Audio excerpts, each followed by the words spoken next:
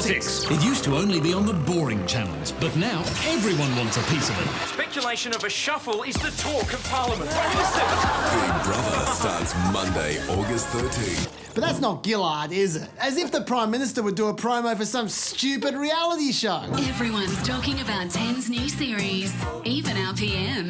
I do know that show's starting. Bingo, bingo. 8 o'clock, Channel 10. Gillard stole my voiceover job.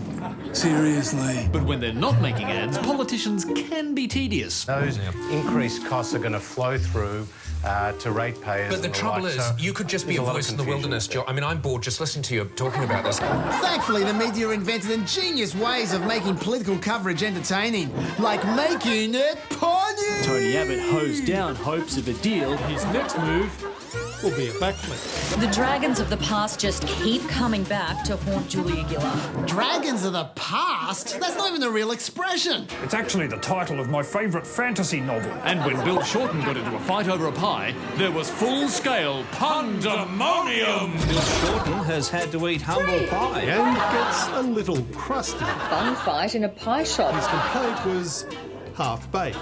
Bill Shorten didn't mince his words. Bakey?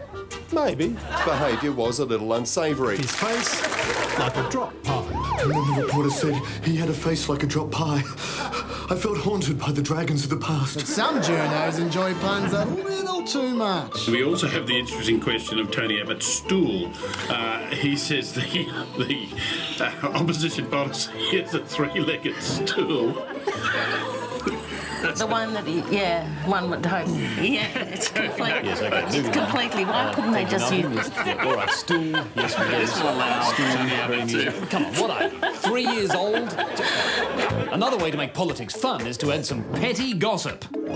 July. Ooh, have you heard about Kevin Rudd? Brace yourself. Talk of a Kevin Rudd comeback is gaining momentum. The secret plan to reinstall Kevin Rudd as Prime Minister within months. August. Ooh, have you heard about Kevin Rudd? Kevin Rudd has again stirred leadership tensions. Claims she could lose the Prime Minister's job within weeks. September. Ooh, have you heard about Kevin Rudd? Kevin Rudd's backers will start agitating later this year, with a view to a pre-Christmas leadership coup. October. Ooh, have you heard about Kevin Rudd? Yes, I did hear about Kevin Rudd. But why don't they cover what the politicians are actually talking about? Oh, they do. Thorough analysis should take no longer than 15 seconds and should contain no analysis. In politics, the details don't matter. You're either Winning.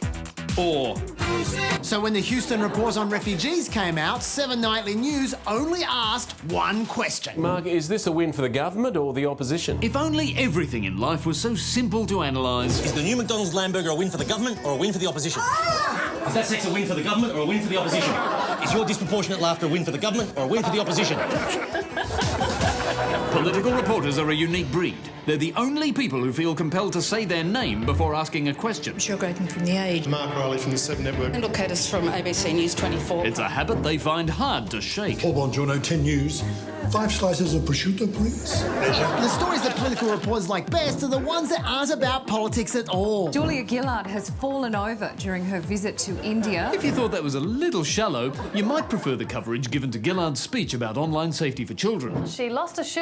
It came during a speech in Sydney as she walked up the stairs onto the stage. Still, at least they showed part of the speech. And even though I've got far more humble heels on. The part of the speech about shoes. The media love shoe stories so much they've launched a new politics channel, Shoes 24. Mr. Shoe, are Kevin Rudd's Crocs a win for the government or a win for the opposition? But the biggest political story of the year was when... Oi! Hey, up here! God, jeez. But the biggest story was when the woman at the lodge finally lashed out at the system that had been oppressing her for years. Yes, we of course refer to the maid who put her back out while making the Prime Minister's bed. Prime Minister, the king-size bed, and the COMPO claim, the housekeeper and the mattress scandal. Everyone at the lodge is talking about.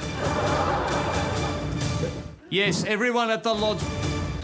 Yes, everyone at the lodge was talking about it! See that piece of shit story on ACA? Oh, that was woeful.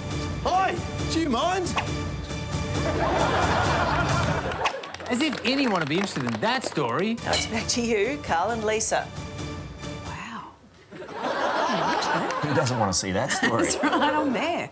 It's got it all. But don't worry, There is a way for the media to cover politics with the depth and the complexity. Bloody matters.